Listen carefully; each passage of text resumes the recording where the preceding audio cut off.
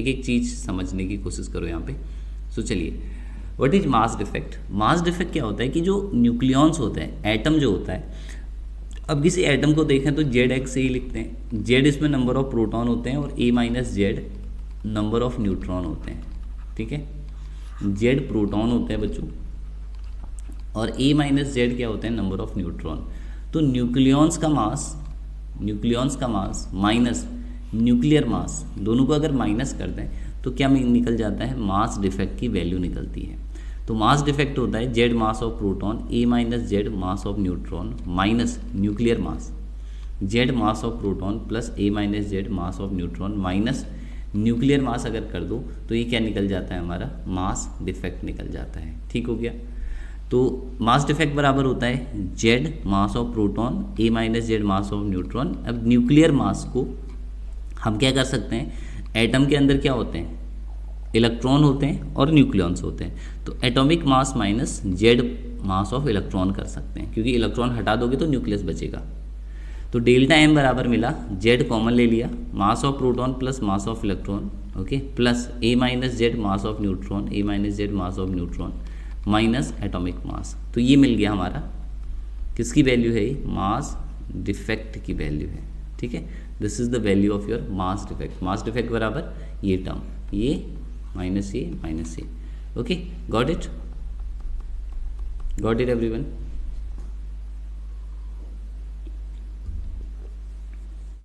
समझ गए ना। तो what is mass defect, I hope you understood कि भैया मास डिफेक्ट क्या होता है और how you calculate the mass defect, ठीक है ना। तो mass defect simply mass of proton plus mass of electron, और उसमें से अगर आप क्या करें, एटॉमिक मास को माइनस कर दें तो हमें किसकी वैल्यू मिल जाएगी, मास डिफेक्ट की वैल्यू मिल जाएगी। तो इस तरीके से तुम क्या निकालते हो, हमारा मास डिफेक्ट निकालते हो। मुझे लगता है कि यहाँ तक की पॉइंट्स जो है आपको समझ में आ रहे होंगे। फिर एक टर्म होता है पैकिंग फ्रैक्शन। पैकिंग फ्रैक्शन होता है डेल्टा एम अपॉन ए, यानी कि mass defect upon A, mass defect upon atomic mass, atomic number भी कहते हैं हम इसको, ठीक है। तो मास डिफेक्ट अपॉन ये एटॉमिक मास जो ए होता है, जेड एक्स ए है ना, जेड एक्स ए में जो ए होता है एटॉमिक मास, वो उसका रेशियो कहलाता है packing fraction. Just remember this point, कुछ हमें ऐसा नहीं है। जो मोस्ट कॉमनली आपको यहाँ पे ध्यान रखना है, जो मोस्ट प्रोबेबली आप लोगों को पढ़ना है यार, वो पढ़ना है बाइंडिंग एनर्जी के बारे में, है ना। आपको किसके बारे में पढ़ना है बच्चों, you need to study about the binding energy, कि what is binding energy, how the binding energy work, what is the use of binding energy. तो देखो बाइंडिंग एनर्जी क्या होती है, the energy which bind the nucleons together. जो nucleons होते हैं, अब न्यूक्लियॉन्स कौन कौन से होते हैं, न्यूक्लियॉन्स होते हैं प्रोटॉन और न्यूट्रॉन, है ना।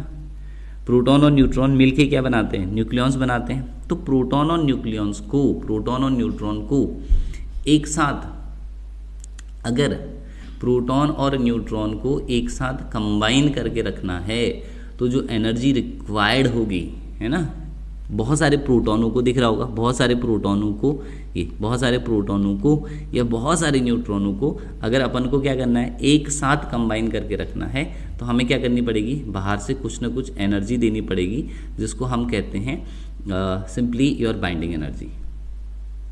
Okay, this term is simply known as your binding energy, यानी कि द एनर्जी विच रिक्वायर, है ना, which require to bind the nucleons together. Okay, तो बाइंडिंग एनर्जी पर न्यूक्लियॉन, ये है हमारी term. Okay, understood, let me know you understood और not. ठीक है, सो नाउ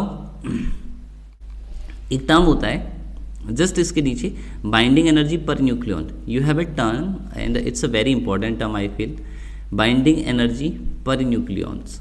देखो बाइंडिंग एनर्जी पर न्यूक्लियॉन क्या होता है, वो एनर्जी, है ना, बाइंडिंग एनर्जी पर न्यूक्लियॉन का मतलब है कि वो energy which require to bind the nucleons together.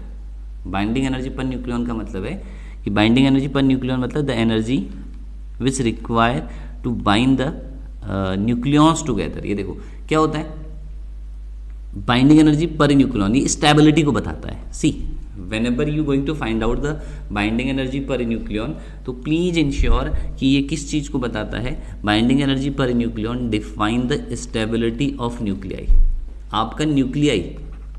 आपका न्यूक्लियाई स्टेबल है या नहीं है, आपका न्यूक्लियाई स्टेबल है या नहीं है, ये कौन बताता है बाबू, बाइंडिंग एनर्जी पर न्यूक्लियंस जो है वो ये डिफाइन करता है ना, इस चीज़ को इंश्योर करता है, डिफाइन करता है कि आपका न्यूक्लियन, आपका न्यूक्लियस, ओके, आपका न्यूक्लियस स्टेबल है या नहीं है।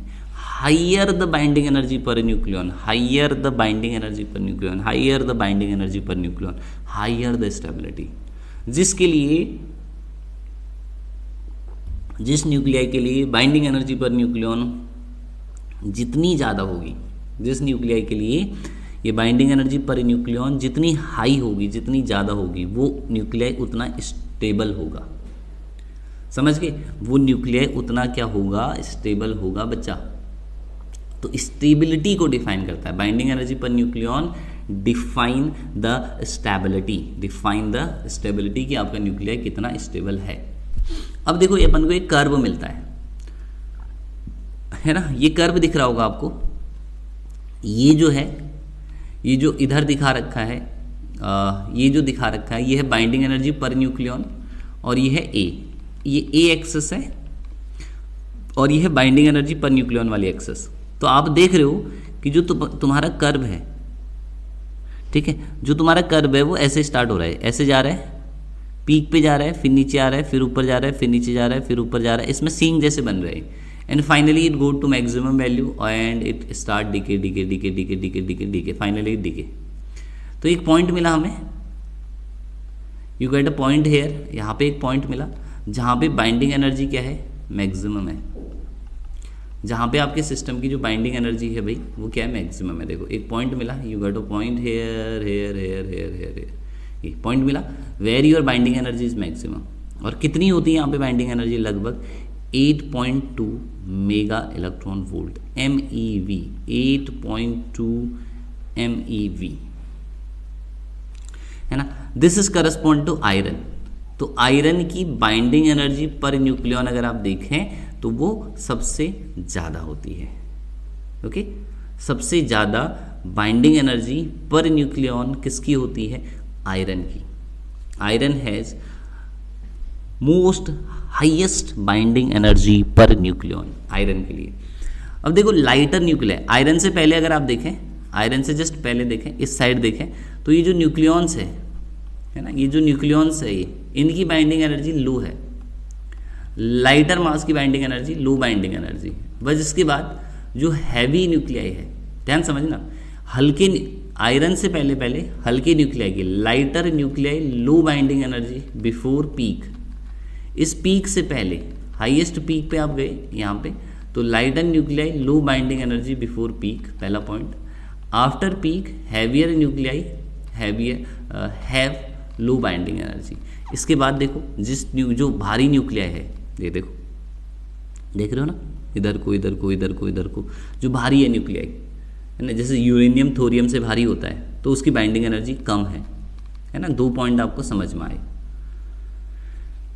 अब आप देखोगे कि कुछ पीक मिल रहे हैं तुम्हें, कुछ टावर जैसे मिल रहे हैं, छोटे छोटे छोटे छोटे पीक मिल रहे हैं यहाँ पे, जो इनके ऊपर टोपी पहना रखी है मैंने, यहाँ पे देखो ग्राफ में ये वाले पीक मिल रहे हैं, you can see here peak here peak here peak. तो ये पीक जो है यहाँ पे पीक दिख रहे हैं ना, तो इन पीक की जो बाइंडिंग एनर्जी होती है वो ज़्यादा होती है, हाई होती है। जैसे हीलियम है, हीलियम स्टेबल है तो इसकी बाइंडिंग एनर्जी ज़्यादा होगी, है ना। कार्बन है, ऑक्सीजन है, तो इन पे लाई करते हैं पीक पे।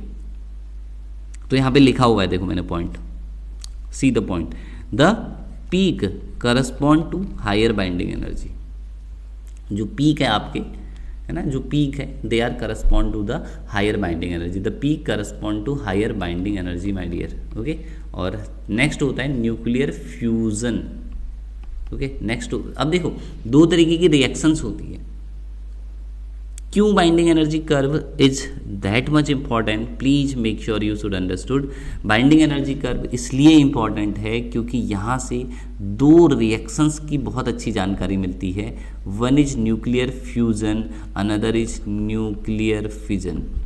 ठीक है, एक होती है बाबू न्यूक्लियर फिजन, एक होती है न्यूक्लियर फ्यूजन। तो न्यूक्लियर फिजन या फ्यूजन देखें तो फ्यूजन में क्या होता है, लाइट न्यूक्लियाई कंबाइन होते हैं to form heavy nuclei.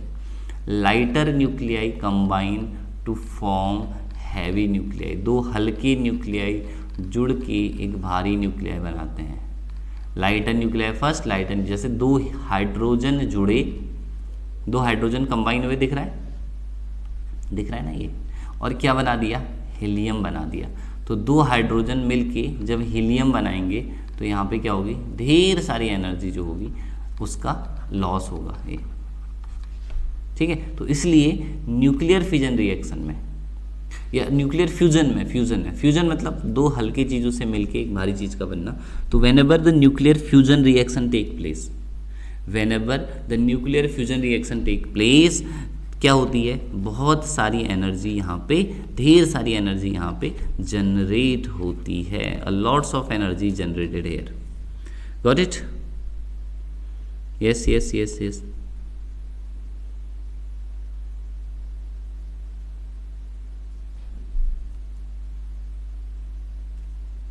Okay, बहुत बढ़िया। Second kind of reaction, second kind of reaction is nuclear fusion. Fusion का मतलब है कि एक है फिजन, फिजन है ना, फिजन का मतलब टूटना। तो इसमें क्या होता है यार, एक हैवी न्यूक्लियाई ब्रेक होता है छोटे छोटे न्यूक्लियाई में। Heavy nuclei break into lighter nuclei, ये सी, heavy nuclei break into lighter nuclei. जैसे यूरेनियम टूट के थोरियम बनाया तो बहुत सारी एनर्जी क्या होगी, जनरेट होगी यहाँ पे। क्यों? अब तुम कहोगे क्यों यहाँ पे एनर्जी जनरेट होती है, क्योंकि यूरेनियम की बाइंडिंग एनर्जी कम है और थोरियम की बाइंडिंग एनर्जी यूरेनियम के कंपैरिजन में ज़्यादा है। क्योंकि उल्टा सीन होता है ना, यहाँ से इधर से अगर आप इधर को जा रहे हो तो सीन जो हो जाता है थोड़ा सा उल्टा हो जाता है। तो इसलिए मेरे भाई ऐसा हो रहा है, यूरेनियम की बाइंडिंग एनर्जी थोरियम की बाइंडिंग एनर्जी से कम है, तो यहाँ पे बहुत सारी एनर्जी क्या होगी, लिबरेट होगी। जब भी ये प्रोसेस होगी तो lots of energy liberated here. Okay, I feel कि आ रहा होगा समझ में, और नहीं भी आ रहा है तो बहुत बड़ी उसमें समस्या नहीं है, it's a very easy thing. Clear?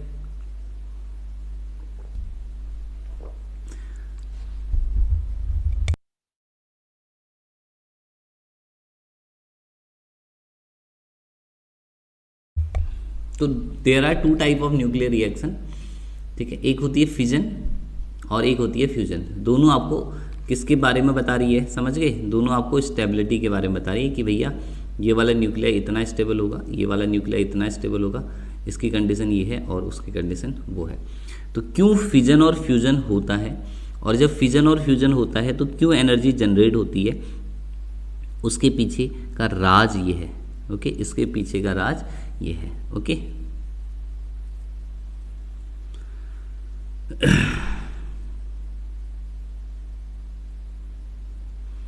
अब देखो, एक होती है Q value of nuclear reaction. मान लो कोई न्यूक्लियर रिएक्शन हो रही है ना, there is a nuclear reaction taking place, कुछ भी जनरल, एक कोई भी जनरल न्यूक्लियर रिएक्शन मान लो, आपकी एक न्यूक्लियर रिएक्शन हो रही है। Simply Q value of a nuclear reaction मैं बता रहा हूँ। ठीक है, एक न्यूक्लियर रिएक्शन हो रही है और उसकी Q वैल्यू क्या होती है, I am discussing about that. तो सी Q value of nuclear reaction, what is the Q value for a nuclear reaction. देखो Q वैल्यू होता है मास ऑफ, है ना, Q वैल्यू क्या होती है, mass of reactant minus mass of product into C square, M C square. मतलब ये जैसे कोई रिएक्शन हुई, ए प्लस बी दो रिएक्टेंट है, उनसे सी प्लस डी दो कंपोनेंट बन रहे हैं। ए प्लस बी रिएक्टेंट है और इनसे दो कंपोनेंट बन रहे हैं, समझ रहे हो? ए प्लस बी से क्या बन रहा है बेटा, सी प्लस डी बन रहा है। ए प्लस बी कंबाइन होके क्या बना रहे हैं फाइनली, सी प्लस डी बना रहे हैं। तो मास of reactant minus mass of product लिखा है मैंने। तो रिएक्टेंट कन्वर्ट हो रहे हैं किसमें, प्रोडक्ट में। जो रिएक्टेंट है तुम्हारे वो फाइनली किस में कन्वर्ट हो जा रहे हैं, प्रोडक्ट में कन्वर्ट हो रहे हैं। ए प्लस बी रिएक्टेंट थे और ए प्लस बी से हमारा क्या बना, प्रोडक्ट बने सी प्लस डी। तो जो क्यू वैल्यू होती है रिएक्शन की, जो हमारा रिएक्शन है उस रिएक्शन की जो क्यू वैल्यू होती है वो क्या होती है, इस चीज़ को समझने की कोशिश करना। ठीक है, what is the Q value of a reaction. तो सिंपली क्या कहा मैंने, मास of reactant minus mass of product. अब क्यू वैल्यू से क्या पता चलेगा कि रिएक्शन एक्सोथर्मिक है या एंडोथर्मिक है। दो तरीके की रिएक्शन पढ़ेगी आपने, है ना। देखो अगर Q लेस देन जीरो है, किसी रिएक्शन में जो Q वैल्यू है उस रिएक्शन की लेस देन जीरो है, तो उसको कहते हैं एंडोथर्मिक रिएक्शन।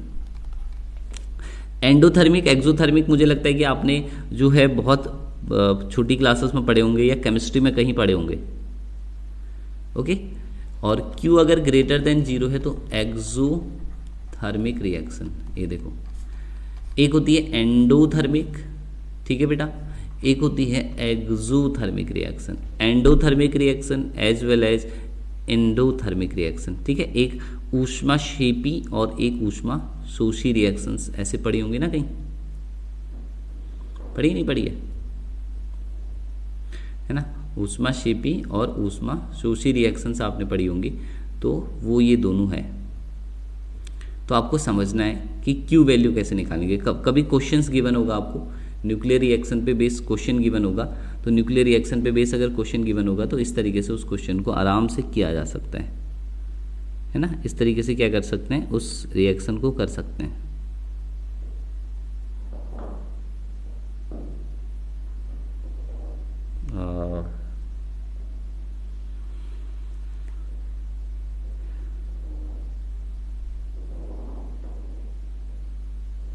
डन, यहाँ तक कोई डाउट है?